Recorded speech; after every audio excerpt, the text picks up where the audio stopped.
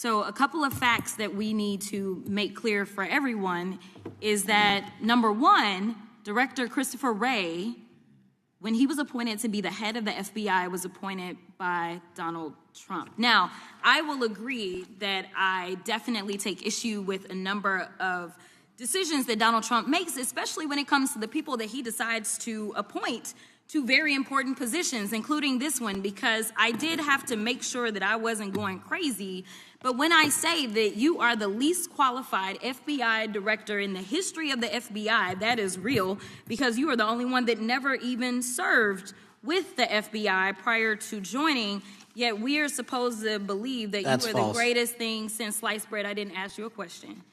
Now, what I want to go through is to talk about why you are a failure and why, honestly, we just need to tell you bye-bye. I know that you got a little upset and you put on your show for your boss because it seems like you're trying to save your job when it came to talking to Senator Booker yesterday. But let's go through some of your failures. So before you were even confirmed, and I think one of my colleague from Georgia, pointed out that you are already targeting career officials so that you could direct illegal firings. Mind you, these cases that you were so upset about, which are the ones tied to Trump, the cases came through his handpicked FBI director.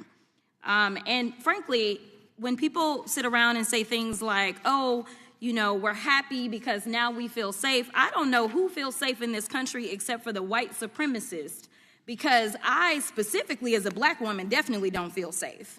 And frankly, my colleagues have been real nice to you today, and I applaud them, but I don't have the same demeanor because I know that multiple colleagues on this side of the aisle have faced death threats. In fact, somebody tried to kill one of my colleagues. And frankly, I don't know if this FBI or under your leadership, if those people would have been caught.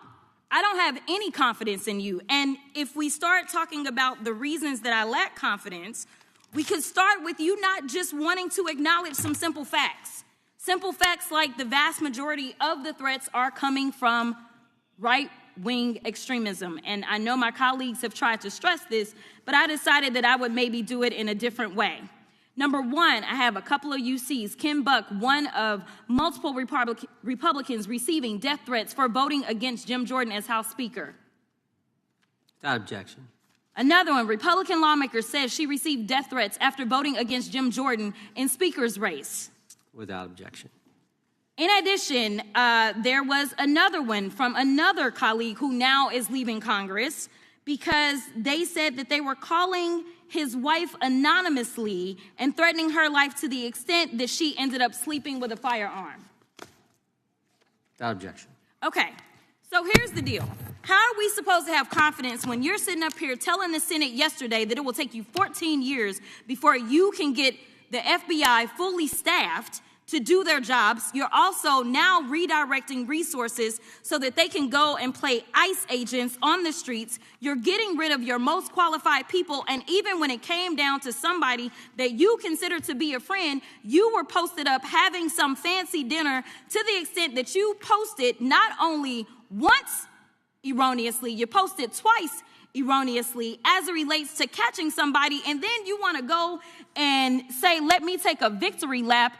Because honestly, if it wasn't for parents deciding that they were going to turn in their child, it seems like y'all wouldn't have got there, even though he literally confessed online. So I'm confused about what it is that the FBI is doing except for trying to put on a show for the apprentice or whatever you want to call him.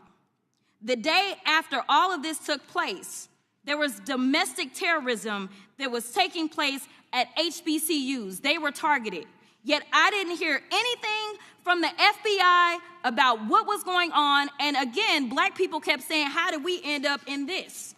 Because the numbers are so very clear that white supremacy is a problem.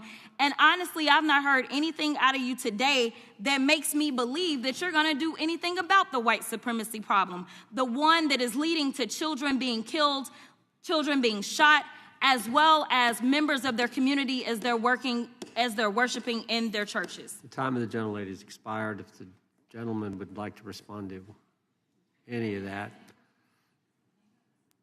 Well, I mean, I'll respond. Kash Patel, as I said when I introduced him, public defender, former prosecutor, top staffer on the House Intelligence Committee, Deputy Director of National Intelligence with the National Security Council, Chief of Staff at the Department of Defense, and FBI Director. I think that's a pretty good resume for the guy who's now running the top law enforcement agency in our country, and we've seen all the stats that he's given to the committee on how much better they're doing at getting the bad guys than the previous guy was doing. With that, I recognize the gentleman from South Carolina. Thank you, Mr. Chairman. Director Patel, I think you're witnessing some auditions, clickbait auditions for the Academy Award for my Democratic colleagues. We'll see how they fare as they're on MSNBC later on today. But do you care, before I launch into my line of questioning, to respond to Ms. Crockett from Texas on that very elaborate and theatric display? Here's what I've learned in my government service. I don't give a damn what they say about me as long as I'm succeeding in the mission. We're succeeding in the mission because the men and women of the FBI have never been empowered to do more work and to hit the streets harder than by President Trump's authorities and resources he's given us.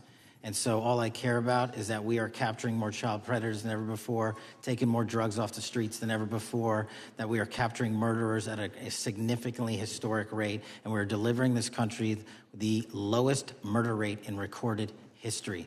That are facts that you cannot dispute. But you can come at me all you want. I don't care. Thank you, Director, for that, and we appreciate your service. We appreciate the results speak for themselves, I think, pretty plainly, and your commitment not only to results but to transparency, so we do appreciate that.